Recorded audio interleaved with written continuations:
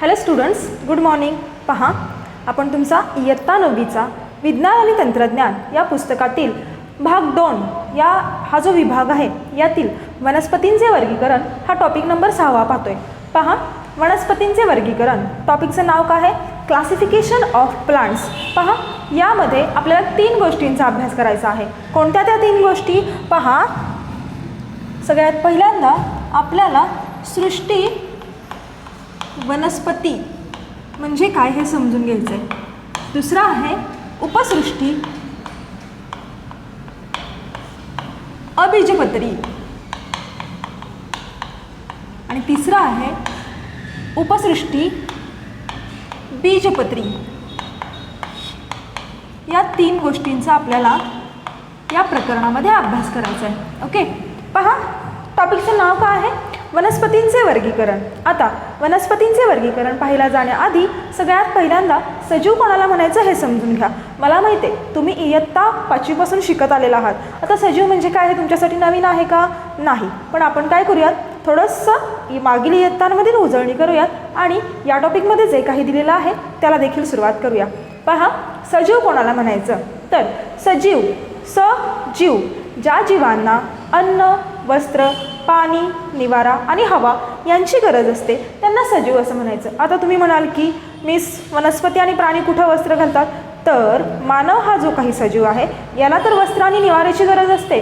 So मी collectively काय म्हटलं, सजीव कोणाला म्हणायचं? तर असे जीव की ज्यांना अन्न, वस्त्र, निवारा, हवा आणि पाणी या 5 मूलभूत गोष्टींची गरज असते त्या सगळ्यांना आपण सजीव असं म्हणतो. पहा, तुमच्या पुस्तकात देखील एक वर्गीकरणाचा तक्ता दिलेला आहे आणि तुम्ही इयत्ता 8वीमध्ये देखील सजीवांचे वर्गीकरण शिकलेला आहात. तुम्हाला पहिलाच टॉपिक आहे बाळांनो, सामान्य विज्ञानाच्या पुस्तकामध्ये सजीव सृष्टी आणि सूक्ष्मजीवांचे वर्गीकरण हा तुम्ही टॉपिक पाहिलेला आहे. त्या टॉपिकमध्ये आपण हे पाहिलेलं आहे की कशा पद्धतीनं सजीवांना वेगवेगळ्या गटामध्ये विभागलं गेलेलं आहे. त्याच्यात थोडंसं पुढं जाऊन आज एक आपण वेगळा वर्गीकरणाचा तक्ता पाहणार आहोत आणि त्या वेगळ्या वर्गीकरणाचा तक्ता आता आपण पाहूयात. पहा, सगळ्यात पहिल्यांदा सजीवांचं वर्गीकरण करताना आपण लिहिणार आहे सजीव कोणाला म्हणायचं किंवा सजीव. ते मुख्यतः 2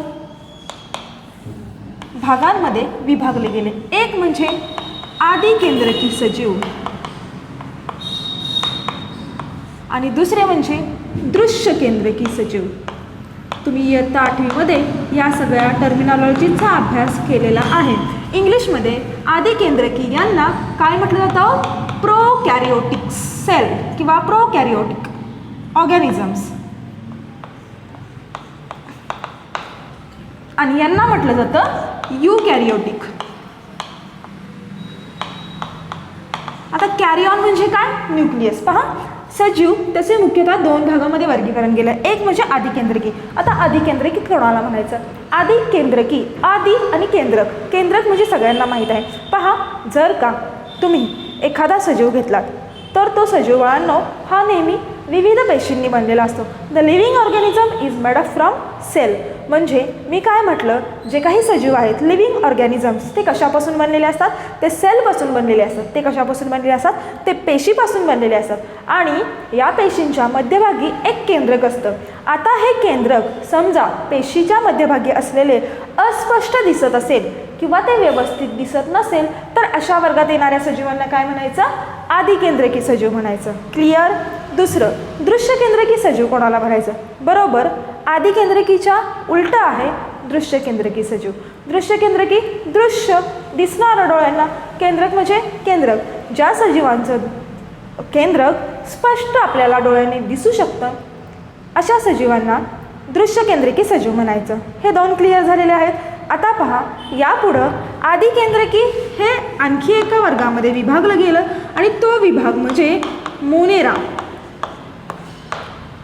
ओके, आता आपण इकडच्या बाजूला येऊयात.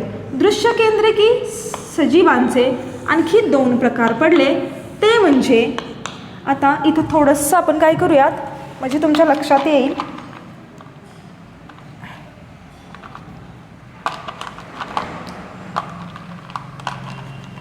पहा, सजीव जे आहेत हे मेन 2 प्रकारामध्ये विभागले गेले. ते म्हणजे दृश्य केंद्रकी आणि आदिकेंद्रकी. ओके. त्याच्यानंतर आदिकेंद्रकीचा आणखी एक विभागात वर्गीकरण केलं गेलं ते म्हणजे मोनेरा. दृश्य केंद्रकीचे आणखी 2 प्रकार पडले ते म्हणजे एक पेशीय सजीव आणि दुसरे बहुपेशीय सजीव. आता आपण एकपेशीयचा अर्थ समजून घेऊयात. सगळ्यांना माहिती आहे एकपेशीय कोणाला म्हणायचं, तर एकपेशीय ज्या सजीवांमध्ये एकच पेशी असते, एकच सेल, त्यांना काय म्हणायचं, एकपेशीय सजीव. आणि ज्या सजीवांमध्ये एकापेक्षा अनेक पेशी असतात अशा सजीवांना काय म्हणायचं, बहुपेशीय सजीव. बहु म्हणजे अनेक, पेशी म्हणजे त्याच्यामध्ये असणाऱ्या सेल्स. ओके. अशा सजीवांना काय म्हणायचं, बहुपेशीय सजीव असं म्हणायचं. पहा आता याच्यामध्ये एकपेशीय सजीव हे पुन्हा त्यांचं वर्गीकरण केलं गेलं ते म्हणजे प्रोटिस्टा या गटात किंवा प्रोटिस्टा या विभागामध्ये त्याचं वर्गीकरण केलं गेलं. आणि बहुपेशीय सजीवांचे देखील आणखीन प्रकार पडले ते म्हणजे काय आहेत पहा, ते म्हणजे पेशी भित्तिका असणारे सजीव आणि दुसरे म्हणजे पेशी भित्तिका नसणारे सजीव. पहा, पेशी भित्तिका असणारे आणि दुसरे पेशी भित्तिका नसणारे. आता पहा आपण पेशी भित्तिका असणारे कोणाला म्हणायचं आणि पेशी भित्तिका नसणारे. भित्तिका म्हणजे काय पहा, पहिल्यांदा याचा अर्थ समजून घ्या. पेशी भित्तिका असणारी, पेशींच्या भोवती एक बाळांनो संरक्षक भिंत असते किंवा त्याच्या बाजूने एक वॉल असते, त्याला म्हणायचं पेशी भित्तिका असणारे सजीव. आणि हे पेशी भित्तिका फक्त वनस्पतींमध्ये आपल्याला पाहायला मिळते. पेशी भित्तिका कोणामध्ये असते, तर वनस्पतींमध्ये असते.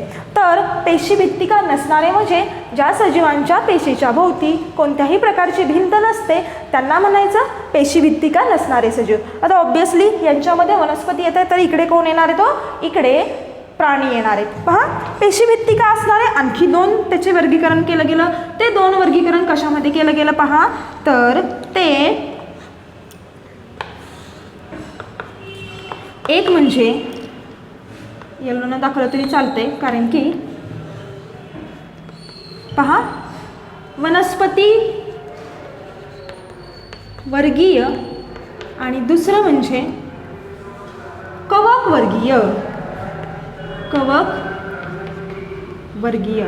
आणि पेशी भित्तिका नसणाऱ्यांमध्ये कोण येणार आहे, तर पेशी भित्तिका नसणाऱ्यांमध्ये प्राणी वर्गीय, कारण की प्राण्यांमध्ये पेशी भित्तिका नसते.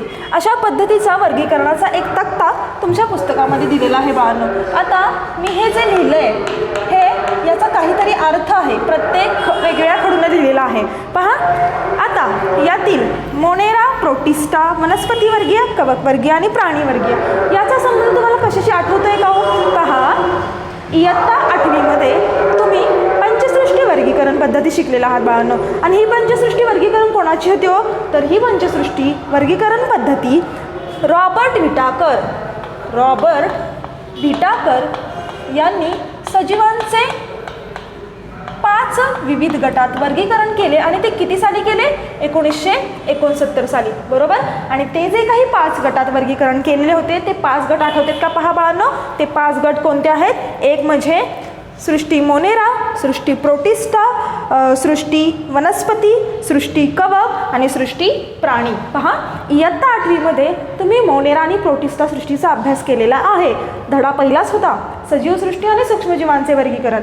या इयत्ता 9वीमध्ये या पाठामध्ये आपण पुढचा अभ्यास करणार आहे. कोणत्या सृष्टीचा अभ्यास करणार आहे, वनस्पती सृष्टीचा. मग तेच मी इथं लिहिलेलं आहे. आणि त्याच्यामध्ये आणखी 2 भाग बघायचे आहेत आपल्याला. एक म्हणजे अबीजपत्री आणि दुसरं म्हणजे बीजपत्री. आता अबीजपत्री बीजपत्री काय आहे हे तुम्हाला मी सांगणारच आहे. त्याआधी पहा, मोनेरा कुणाला म्हणायचं. आता मोनेरा हे कसे असतात हो, तर हे एकपेशी असतात, एकच पेशी असते अशा सजीवांमध्ये. आणि मोनेरा कुणाला म्हणायचं, तर त्यांना कोणत्याही प्रकारचं अवयव नसतात, ते हवा, पाणी, अन्न या गोष्टींवरती जगतात. प्रोटिस्टा देखील पहा, मग याच्यामध्ये तुम्ही विविध उदाहरणं इयत्ता 8वीमध्ये शिकलेला आहात. पहा, दंडगोलाणू, गोलाणू अशा पद्धतीचे जे सजीव असतात ते कशामध्ये येतात? मोनेरामध्ये येतात. प्रोटिस्टामध्ये, आता प्रोटिस्टामध्ये कोण येतं? यांना देखील कोणत्याही प्रकारचे अवयव नसतात. आता अवयव नसतात म्हणजे पहा, आपण जर का स्वतःचं उदाहरण घेतलं मानवाचं, तर आपल्याला हात आहे, पाय आहे, डोळे आहेत, आपण चालू शकतोय. वनस्पतींचं जर का घेतलं तर वनस्पतींना देखील मूळ, खोड, पान अशा पद्धतींचे अवयव असतात. यांना वनस्पतींचे अवयव म्हणतात. पण मोनेरा आणि प्रोटिस्टामधील सजीवांना कोणत्याही प्रकारचे अवयव नसतात बाळांनो. असे अवयव नसतात म्हणून ते जे काही सजीव आहेत ते या दोन सृष्टीमध्ये घातलेले आहेत. तर प्रोटिस्टामध्ये कोण येतं? हे देखील एकपेशीय असतात किंवा बहुपेशीय असतात. याचं उदाहरण आहे अमिबा, युग्लिना, पॅरामेशियम. हे सगळे कोणत्या वर्गामध्ये येतात? तर हे सगळे प्रोटिस्टा वर्गामध्ये येतात. सृष्टी 1 मोनेरा, सृष्टी 2 प्रोटिस्टा आणि या दोन सृष्टींचा डिटेल अभ्यास तुम्ही इयत्ता 8वीमध्ये केला आहे. Very sorry. यामध्ये आपण वनस्पती सृष्टीचा अभ्यास करणार आहोत. आता वनस्पती आपल्याला माहिती आहे, वनस्पतींना मूळ, खोड, पान अशा पद्धतीचे अवयव असतात आणि त्याचाच आता आपण अभ्यास करायला जाणार आहोत. आपण सगळ्यात पहिल्यांदा काय पाहणार आहोत? तर रॉबर्ट व्हिटाकर यांनी काय केलं? सजीवांना 5 गटामध्ये विभागलं गेलं. कोणते ते 5 गट? हे जे मी पिवळ्या खडून दाखवलेले आहेत ते 5 गट. ओके, या 5 गटामध्ये त्यांनी विविध निकषांच्या आधारे त्यांची 5 गटामध्ये विभागणी केली. त्याला पंचसृष्टी वर्गीकरण पद्धती म्हटलं आणि ती ऑल ओव्हर वर्ल्ड, सगळीकडे अख्ख्या जगात ती ॲक्सेप्ट केली गेली. ती 1969मध्ये उदयाला आली. ओके, आता आपण काय करणार आहे? वनस्पती सृष्टीचा अभ्यास करणार आहे.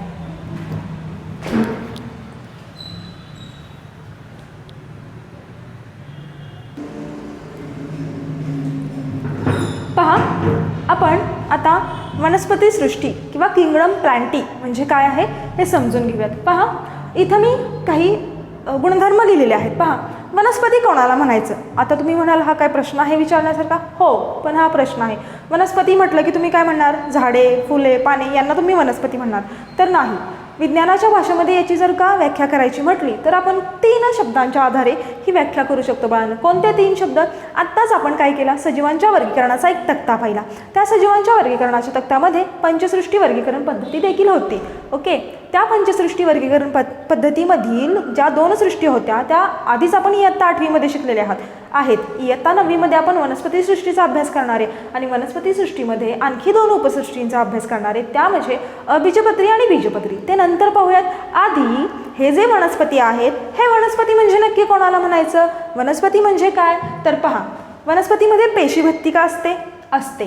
वनस्पती दृश्य केंद्रिकी असतात. वनस्पतींच्या ज्या पेशी असतात त्यांच्या भोवती काय असते? पेशीभित्तिका असते. त्यांचं केंद्रक जे असतं हे कसं असतं? आपल्या डोळ्यांना दिसणारं असतं, पेशीमध्ये असणारे. आणि वनस्पती ह्या कशा असतात? स्वयंपोषी असतात. आता स्वयंपोषी पाठीमागच्या वर्गीकरणामध्ये एक वर्गीकरण करायचं राहिलं म्हणजे काय झालं? आपण काय पाहिलं? बहुपेशीयमध्ये पेशीभित्तिका असणारे आणि पेशीभित्तिका नसणारे. तर आपण पुन्हा एकदा मी तुम्हाला तो क्लिक सांगते. पहा, सजीव केला होता. सजीवांचे वर्गीकरण करताना 2 केले होते. एक आदी केंद्रकी आणि दुसरा दृश्य केंद्रकी. ओके, या दृश्य केंद्रकीचे, या आदी केंद्रकीचे मोनेरा हा एकच प्रकार पडतो. बरोबर. या दृश्य केंद्रकीचे एकपेशीय आणि बहुपेशीय. शॉर्ट लिहिते, फक्त एक गोष्ट सांगायची राहिली ती सांगते पहिल्यांदा. एकपेशीयमध्ये प्रोटिस्टा, हो की नाही? एक गोष्ट राहून गेली, ते स्वयंपोषीवरून आढळलं. बहुपेशीयमध्ये पेशीभित्तिका असणारे आणि इथं पेशीभित्तिका नसणारे. बरोबर, अशाच पद्धतीनं बघितलं होतं ना. आणि डायरेक्टली मी काय सांगितलं होतं? वनस्पती आणि कवकवर्गीय. हे बरोबर आहे, पण पेशीभित्तिका असणाऱ्यामध्ये बाळांनो आणखी 2 प्रकार पडतात. ते म्हणजे स्वयंपोषी आणि परपोषी. स्वयंपोषी आणि परपोषी. मग या स्वयंपोषीचे एक प्रकार पडतो तो म्हणजे वनस्पती वर्गीय आणि दुसरा म्हणजे परपोषीचा कवकवर्गीय. अशा पद्धतीनं हे वर्गीकरण आहे. हे 2 प्रकार सांगायचे राहिले. Very sorry. पेशीभित्तिका असणारेमध्ये स्वयंपोषी आणि परपोषी हे येतात. आता स्वयंपोषी, स्वतःचे पोषण स्वतः करू शकणारे ते कोण असतात? वनस्पती असतात. तर परपोषी कोण असतात? जे पोषणासाठी किंवा अन्नासाठी दुसऱ्यावरती अवलंबून असतात त्यांना परपोषी असं म्हणायचं. आणि परपोषी कोण येतात? कवकवर्गीय येतात. अशा पद्धतीनं हे वर्गीकरण आहे. पहा, तर तर मग मी वनस्पती कोणाला म्हणणार हो? वनस्पतींची व्याख्या जर का करायची म्हटली तर मी कशी करणार हो? तर पेशीभित्तिकायुक्त दृश्य केंद्रकी पेशी असणारे स्वयंपोषी सजीवांचा समूह म्हणजे काय हो? तर वनस्पती. वनस्पतींची व्याख्या मी काय केली? वनस्पती कोणाला म्हणायचं? पेशी भित्तिका युक्त दृश्य केंद्रकी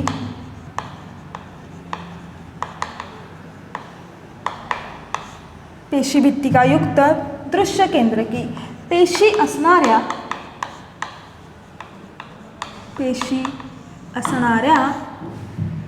सजीवांच्या समूहाला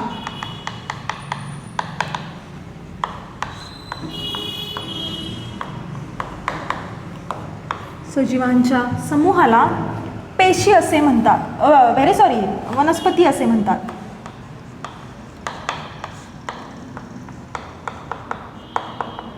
आता पहा, वनस्पती कशा असतात हो? गुणधर्म सांगायचे म्हणले तर हिरव्या रंगाच्या असतात.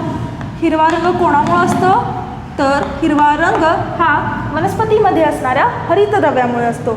खूप महत्त्वाचा शब्द आहे. आणि या हरितद्रव्यामुळं ते काय करू शकतात हो? तर ते प्रकाश संश्लेषण ही प्रक्रिया करू शकतात. प्रकाश संश्लेषण प्रक्रिया होते म्हणजेच काय होते हो? तर वनस्पती स्वतःचे अन्न स्वतः तयार करतात, म्हणून बाळांनो त्यांना स्वयंपोषी असं म्हटलं जातं. आता पहा पुढं मग काय केलं गेलं? आपल्याला काही उपसृष्टींचा अभ्यास करायचा आहे. मग ह्या उपसृष्टी ज्या काही तयार झाल्या ह्या कशाच्या आधारावरती तयार झाल्या? तर त्यासाठी वर्गीकरणाचा आधार घेतला गेला आणि त्यासाठी काही पॉईंट विचारात घेतले गेले. एचर या शास्त्रज्ञाने जेव्हा वनस्पतींचे वर्गीकरण करताना काय केलं? काही गोष्टींचा विचारात घेतल्या, काही गोष्टींचा अभ्यास केला. त्या गोष्टी म्हणजे एकतर वनस्पतींना अवयव आहेत की नाही, मग वनस्पतींमध्ये अवयव असणाऱ्या वेगळ्या काढल्या, अवयव नसणाऱ्या वेगळ्या काढल्या. जसं की आपल्याला माहिती आहे वनस्पतींमध्ये मूळ, खोड, पान असतात, हो की नाही? हां, मग त्यांना अवयव आहेत की नाही हे पाहिलं. त्याच्यानंतर अन्न आणि पाणी वहनासाठी स्वतःची स्वतंत्र अशी ऊतीसंस्था आहे की नाही. जे काही ते अन्न आणि पाणी ग्रहण करणार आहेत त्याचे वहन किंवा त्याचं व्यवस्थित वहन होण्यासाठी त्या ठिकाणी असणारी जी काही ऊतीसंस्था आहे, जी काही एक स्पेशल पद्धतीची एक स्पेशल प्रकारची संस्था आहे ती आहे की नाही हे देखील विचारात घेतलं. त्यानंतर वनस्पतीमध्ये बिया धारण करण्याची क्षमता आहे की नाही, असेल तर त्या बिया आवरणाच्या आतमध्ये आहेत की नाहीत हे देखील त्यानं पाहिलं.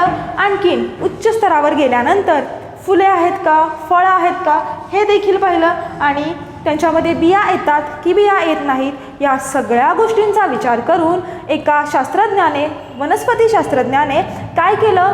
तर वनस्पतींचे 2 उपसृष्टींमध्ये वर्गीकरण केलं बाळांनो.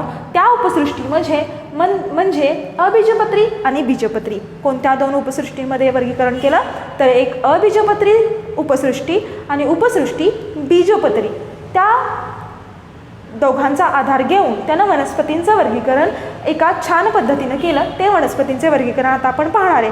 तर एचर या वनस्पती शास्त्रज्ञाने काय केलं? 1983 मध्ये एचर या वनस्पती शास्त्रज्ञाने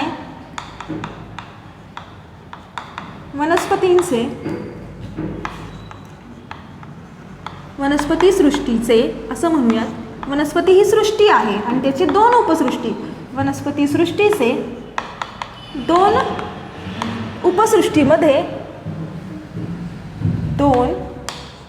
उपसृष्टीमध्ये वर्गीकरण केले. आणि ते किती साली केले हो? 1983 साली वर्गीकरण केले. 1983 मध्ये. त्या उपसृष्टी कोणत्या आहेत? एक म्हणजे अबीजपत्री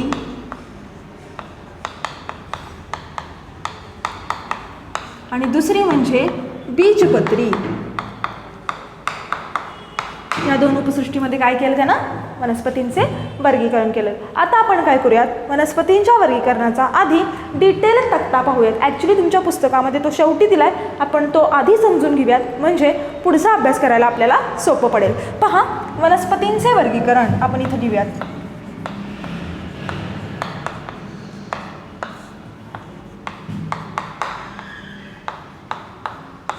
कोणत्या दोन गटांमध्ये केलं तर एक म्हणजे आपण थोडंसं अलीकडे घेऊयात,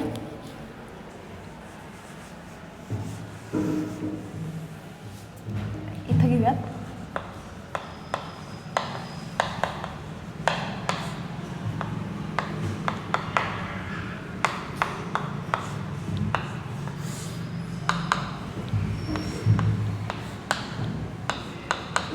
एक अबीजपत्री,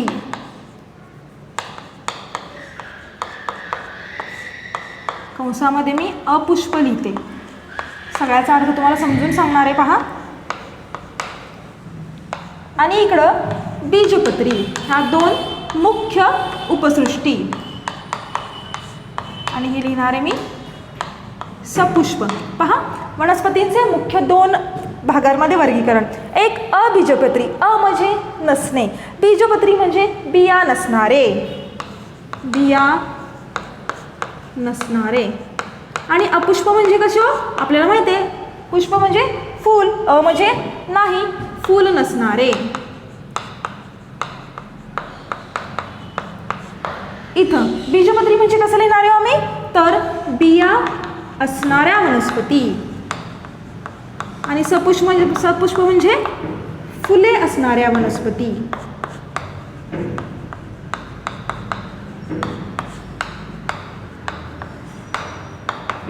आता पहा, अबीजपत्रीचे आणखी 3 भागांमध्ये त्याने वर्गीकरण केले. ते म्हणजे एक म्हणजे थॅलोफायटा, दुसरं म्हणजे ब्रायोफायटा आणि तिसरं म्हणजे टेरिडोफायटा. थॅलोफायटा, ब्रायोफायटा आणि टेरिडोफायटा. नावं जरा अवघड वाटतील पण समजून घ्यायची, आता काय पर्याय नाही. ओके, अबीजपत्रीचे किती प्रकार, थॅलोफायटा, ब्रायोफायटा आणि टेरिडोफायटा, या मुख्य 3 प्रकारांमध्ये. पहा, बीजपत्रीचे आणखी 2 प्रकारांमध्ये वर्गीकरण केलं त्यानं. तर एक म्हणजे अनावृत्त बीजी, अनावृत्त बीजी आणि दुसरं म्हणजे आवृत्त बीजी.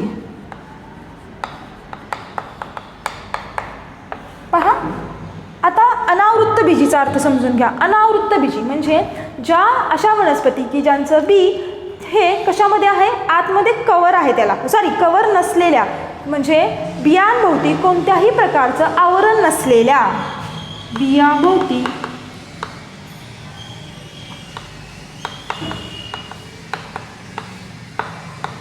आवरण नसलेल्या वनस्पती.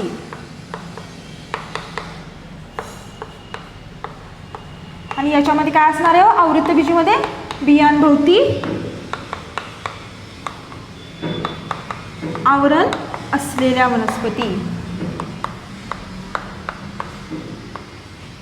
बी कसं असणार आहे, आतमध्ये एनक्लोज्ड असणार आहे. आता पहा, अनावृत्त बीजी आणि आवृत्त बीजी हे कोणाचे प्रकार आहेत तर बीजपत्रीचे. तर आवृत्त बीजीचे आणखी 2 प्रकार पडले, म्हणजे त्या वनस्पतींमध्ये एकूण बियांची संख्या किती आहे, म्हणजे 1 बी आहे, 2 बी आहे, एकापेक्षा जास्त आहे, 2पेक्षा जास्त आहे, त्यावरून एकबीजपत्री आणि द्विबीजपत्री असे 2 मुख्य प्रकार पडले. एकबीजपत्री आणि द्विबीजपत्री. आता बीजपत्री म्हणजे आपण पाहिलेलं आहे, बिया असणारे, हो की नाही. बीजपत्रीचा अर्थ काय हो, बिया असणारे. तर एकबीजपत्री म्हणजे काय, एकच बिया असणाऱ्या वनस्पती, अशा वनस्पती की ज्यांच्यामध्ये एकच बी आहे. आणि द्विबीजपत्री म्हणजे काय तर अशा वनस्पती की ज्यांच्यामध्ये 2 बिया आपल्याला पाहायला मिळतात. अशा पद्धतीनं एचर या वनस्पती शास्त्रज्ञाने 1983 मध्ये वनस्पतींचे वर्गीकरण मुख्यतः 2 उपसृष्टीमध्ये केले बाळांनो. ते म्हणजे अबीजपत्री आणि दुसरं म्हणजे बीजपत्री. त्याच्यानंतर अबीजपत्रीचे एकूण 3 प्रकार पडले, थॅलोफायटा, ब्रायोफायटा आणि टेरिडोफायटा. तर बीजपत्रीचे आणखी मुख्य 2 प्रकार पडले, अनावृत्त बीजी, आवृत्त बीजी. आणि आवृत्त बीजीचे आणखी 2 प्रकार, एकबीजपत्री, द्विबीजपत्री. तर अशा पद्धतीने आजच्या व्हिडिओ लेक्चरमध्ये आपण काय पाहिलं, सजीवांचे वर्गीकरणचा तक्ता पाहिला आपण आणि वनस्पतींचे वर्गीकरण एचर या शास्त्रज्ञाने कशा पद्धतीनं केलेले आहे हे आपण पाहिलं. आता याचा प्रत्येकाचा डिटेल स्टडी या पुढील व्हिडिओमध्ये आपण करणार आहे. थँक्यू.